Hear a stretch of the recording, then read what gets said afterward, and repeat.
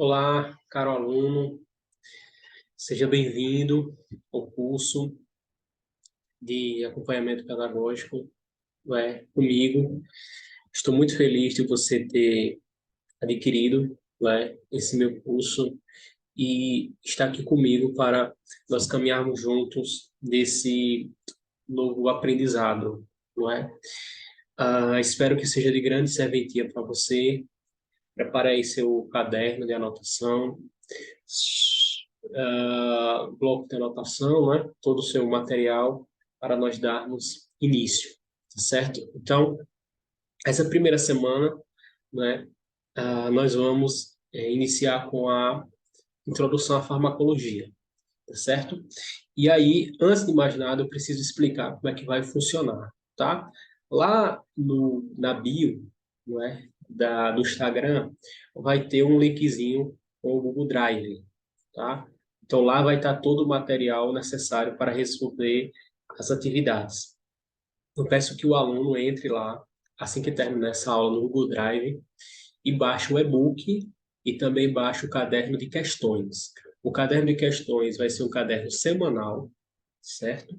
E que o aluno vai ter que responder a atividade por dia. Então, todo dia ele vai responder a atividade referente àquele dia. O aluno não deve responder atividades do dia 2, 3 ou 4, tá? Cada dia resolva uma atividade. A atividade começa simples, né? E ela vai, com o passar das semanas, nós vamos aprofundando o conhecimento, tá? Então, desde já, esse primeiro vídeo aqui, ele vai ser importante para responder a sua primeira atividade no primeiro dia, não é? De atividades que vai estar lá no link da bio do Instagram, professor Eduardo Dias Reis, né? Como já está aqui aparecendo para você. Tá bom? Então, bons estudos, né? Qualquer dúvida, vocês já vão estar no Instagram do Grupo Fechado. Você pode estar mandando direct para que eu possa estar respondendo, tá? Então, hoje o que é que nós vamos ver? O básico da farmacologia, a introdução, né, da farmacologia. Quais são os primórdios, né? Quais são os princípios fundamentais para que nós começamos a entender essa disciplina tão importante do nosso curso, né? No nosso curso, eu tirei, né, deixei de lado a parte da história da farmacologia, porque eu entendo que ela não é importante para o nosso curso, tá? Então, o que é que nós vamos ver hoje, né, de maneira bem tranquila, a introdução, tá? A nosso curso, certo? Então, se motive, lembre que aqui é um passo a passo que nós estamos dando, certo? Então, não fique ansioso para aprender tudo, ler todo o e-book, né? Separe aí um tempozinho do seu dia, né, para assistir aos vídeos e eu sei que vai ser bem proveitoso para você, tá? E aí, construindo o nosso conhecimento, nós vamos chegar lá na frente, ó, com o resultado alcançado, tá bom? Então, ó, aqui como vocês estão vendo, né, no slide, né?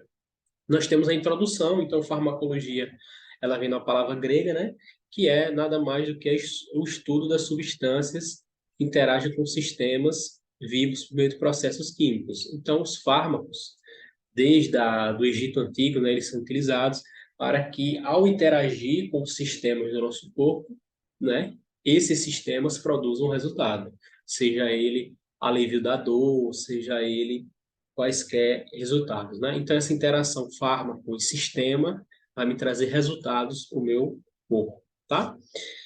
E a farmacologia, ela entende estudos, né, das propriedades físicas, porque esse fármaco vai estar em formas farmacêuticas, sejam ela líquida, sólida, né, das mais variadas.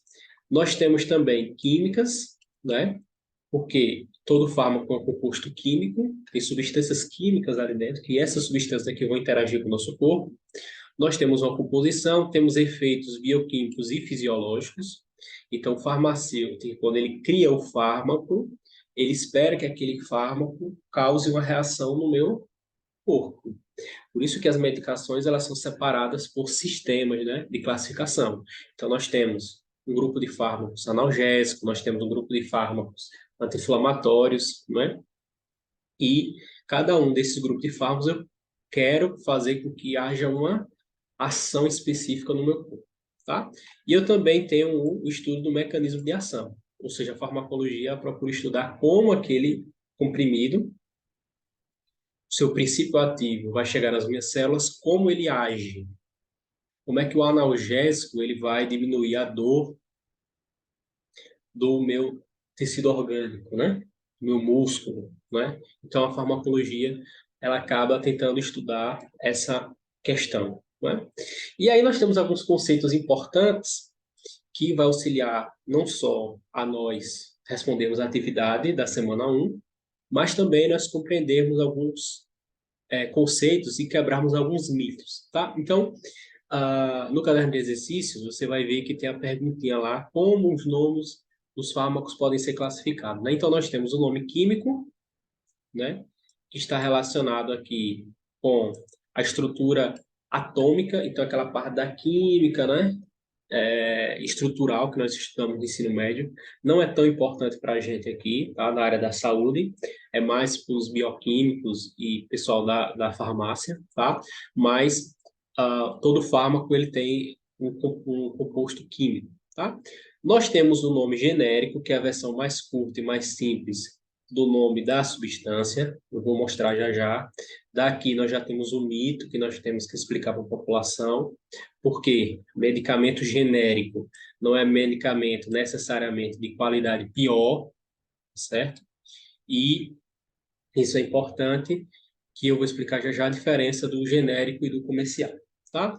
E nós temos o medicamento original, né, ou com o nome comercial, que é aquele medicamento que foi feito pelo fabricante, tá certo? Então nós temos nome químico, nome genérico e nome comercial. Bom, então, no nome químico, nós temos a substância, né? Aqui todo o processo químico dele, certo? Como vocês estão vendo aqui, ó, né? Cloro, né? Sulfamida, entre outros. Essa parte aqui não é importante para a gente. No nome genérico, certo? É aquela medicação em que ele não é autorizado ainda a usar o nome da marca que ele foi fabricado, tá? Então, ó, eu vou dar um exemplo aqui para vocês. Nós temos o nome comercial, que é o Valium, ou seja, o que é o nome comercial? Porque o fabricante que descobriu o diazepam, certo? Ele colocou o nome diazepam, a marca dele, a marca da empresa dele, o Valium. Por quê? Porque agora ele tem a patente, ele tem o direito de usar essa marca. Por isso que é o nome comercial, nome original, né? Nome do fabricante, enfim, tem vários nomes, tá? E a medicação genérica, como vocês estão vendo aqui, ó, o segundo nomezinho, que é o diazepam, ele não pode usar o nome Valium. Por quê? Porque o Valium é a marca do primeiro fabricante. Ele pode incorrer em crime, inclusive. Então, o que é que ele faz?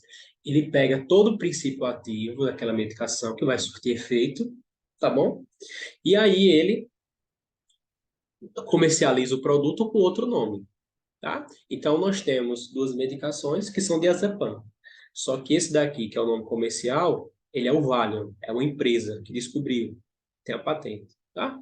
E esse outro aqui, ele cria outro nome qualquer, né, sem ser a empresa original, mas é diazepam do mesmo jeito. Isso explica por que a medicação genérica, que não tem a patente ainda, ela é mais barata, tá? Professor, o que isso implica para o paciente? Nada, tá? A não ser em casos muito específicos, o médico pode pedir que ele pegue o comercial, tá? O original. Mas na maioria dos casos, mais de 90% dos casos, esse mito aí tem que quebrar da cabeça da população, né? O que é melhor. Não existe melhor, tá? A única diferença é essa, mas o princípio ativo é o mesmo, tá bom? Bom, e aí as medicações, elas são apresentadas para a gente em várias formas, tá? Então, nós temos aqui, ó, forma sólida. Então, nós temos comprimidos, cápsula, né? Supositórios, pomadas e cremes, ou seja, né? Tá lá a barrinha e o princípio ativo está dentro dele, tá bom? Nós temos os líquidos, é uma forma também de apresentação. Então, nós temos as soluções, emulsões, né? Colírios, entre outros. E nós temos o gasoso, que é o gás e o aerosol. O aerosol, inclusive, muito utilizado em nebulização para criança, muito comum em pediatria. Não é tão comum adulto, né? Idoso, tá bom? Então, as formas farmacêuticas, né? A escolha que vai ser decidida pelo médico vai depender do local de aplicação e de absorção, né? Então, não tem um melhor que o outro. Qual é o melhor? É o gasoso, o líquido, o sólido? Depende do paciente, da idade dele, da história dele, né? Então, por exemplo, uma criança que tem dificuldade de deglutição, não é? Então, é, a forma sólida, essa criança é a mais indicada, será que não tem outra via para nós administrarmos essa medicação ao paciente? Então, veja que vai variar muito de nosso paciente, tá certo? Então, nós temos também a velocidade, certo? A velocidade e o tempo de ação. É muito importante, porque tem vias, por exemplo, a gasosa, inalação, direto para a corrente sanguínea, ela age muito rápido, tá? Já aqui, a a líquida, né, ela vai primeiro, a gente vai estudar isso em farmacocinética, farmacodinâmica, primeiro para o trato gastrointestinal, para depois fazer efeito, viu? Só que tem paciente que eu quero uma resposta lenta, aí tem que ser via oral, né? Só que tem paciente que eu quero rápido, então outra forma farmacêutica, gasosa, o gás, ó, vai direto para a corrente sanguínea e age. Então vocês estão percebendo que não existe melhor nem pior. Qual é a situação do nosso paciente? É o que vai decidir.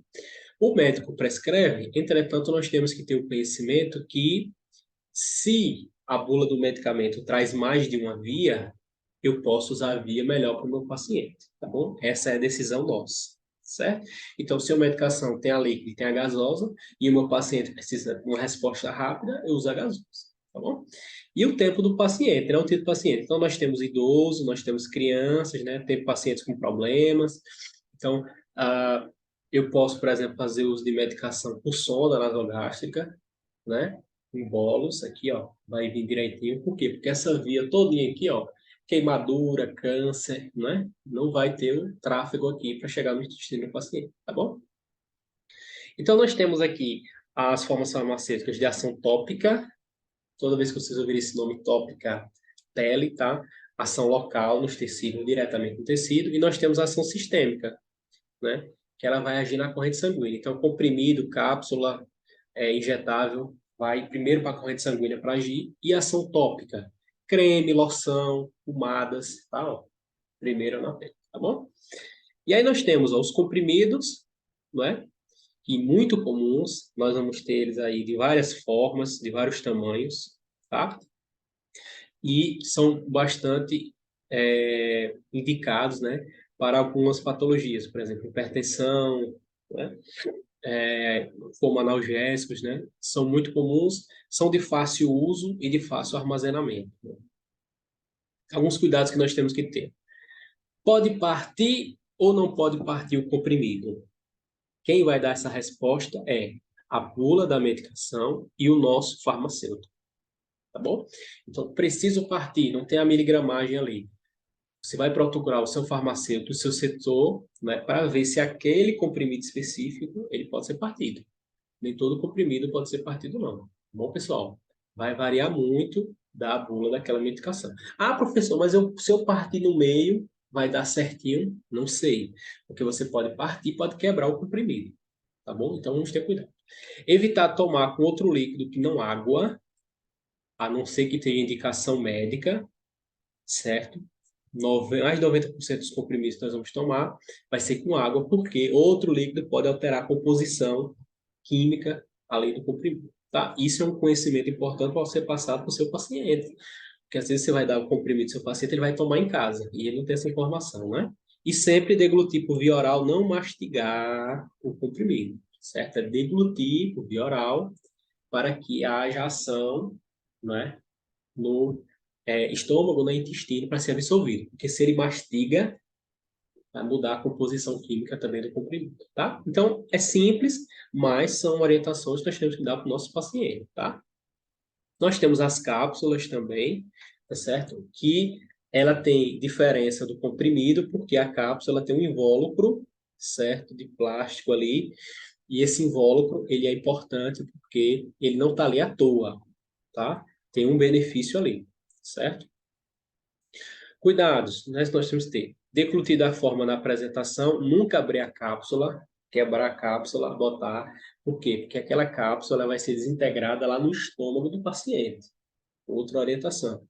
Não quebre a cápsula e bote no suco, no alimento, não, tá?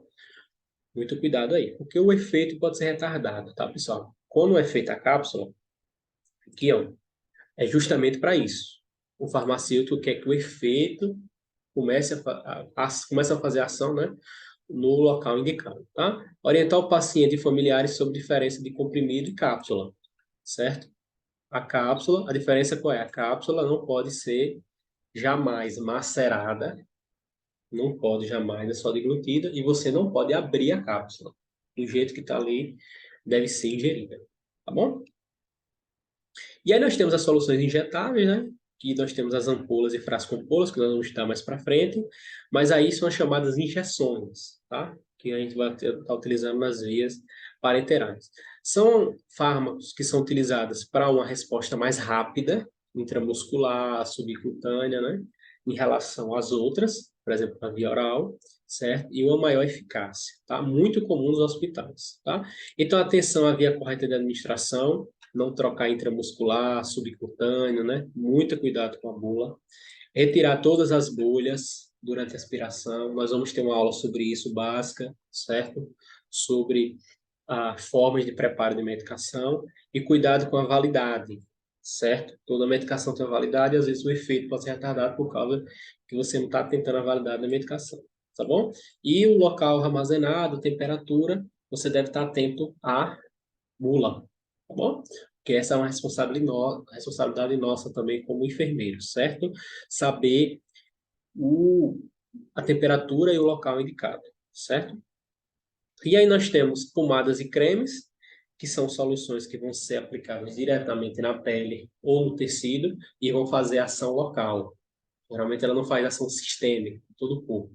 Ela só vai fazer ação local. Tá? Toda vez que vocês ouvirem o nome tópico, é pele, né? Tecido direto.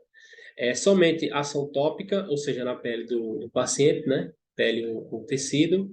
Armazenar em local com temperatura ambiente, certo? Tomar cuidado com a bula, porque pode mudar a composição, né? E o efeito da medicação.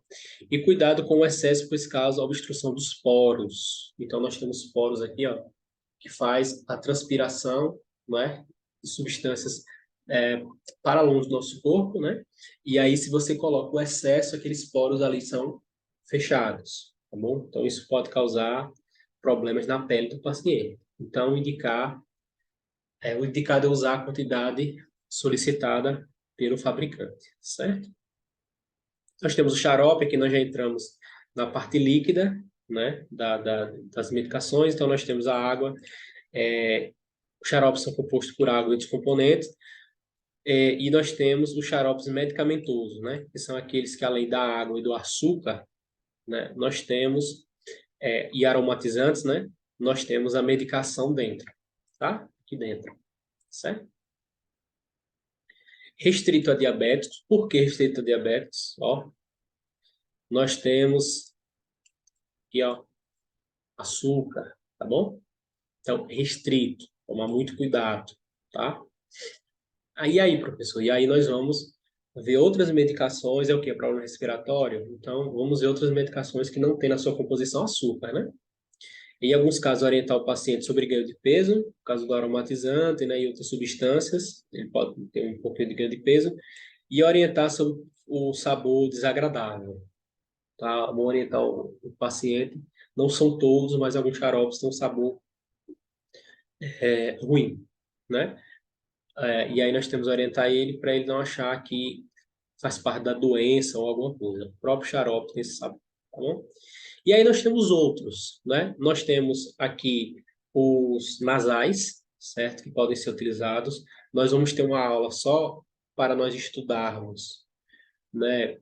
Curiosidade sobre as vias, então, qual é o cuidado que eu tenho que ter com a via nasal, qual é o cuidado que eu tenho que ter com a via ocular, qual é o cuidado que eu tenho que ter com a via oral, tá bom? Aqui é só mesmo para nós iniciarmos a disciplina, tá?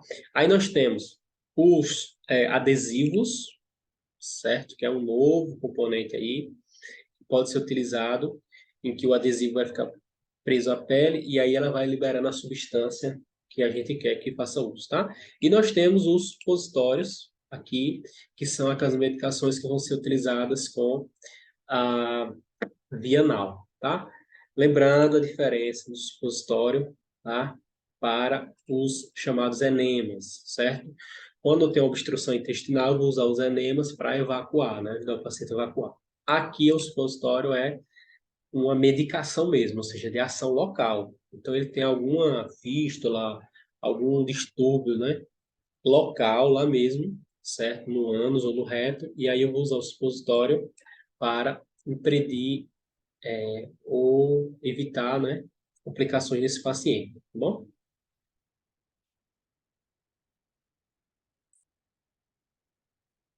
Bom, pessoal, essa foi a nossa primeira aula. Eu não quero que se estenda tanto, né? Espero que vocês tenham gostado.